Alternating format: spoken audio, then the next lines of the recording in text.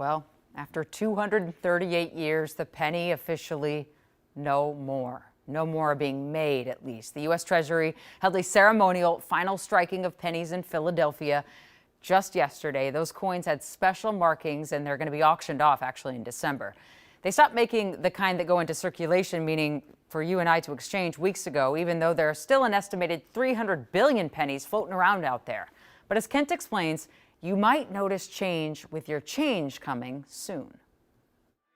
Well, many of us could take or leave a penny without a second thought. Down in the Valley Record Store is just beginning to learn the cost of the coin's demise. We're hearing from our banks, it's looming that pennies are going to be hard to come by, and we're going to have to come up with a solution for that. Owner Scott Farrell says, look around and you'll see why that solution will not start in the aisles. I see 99 cents on pretty much every price. Yes, and I think really what you want to pay attention to is the totals, and there's going to be a rounding situation happening. Scott says they'll likely round transactions up or down to the nearest nickel in line with guidance from the Minnesota Retailers Association if they or their customers don't have exact change. We believe there'll be quite some time before the penny completely goes away. But John Jost with Midwest One Bank says about a month before yesterday's ceremonial final striking, they were cut off from ordering new pennies. At this point, it's the pennies we have on hand and what the retailers have in their registers is really what is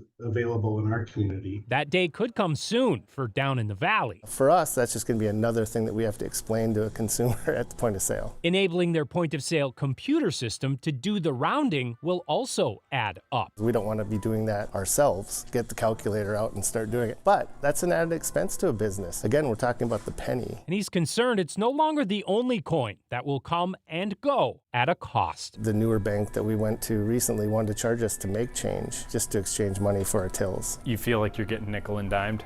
Big time. As a small retailer, always nickel and dimed, yes. Well, despite the short-term costs for businesses like that, the U.S. Mint says penny production it didn't make sense anymore. You know why? Because it cost 4 cents to make 1 cent. Killing the coin is supposed to save $56 million a year. Be right back.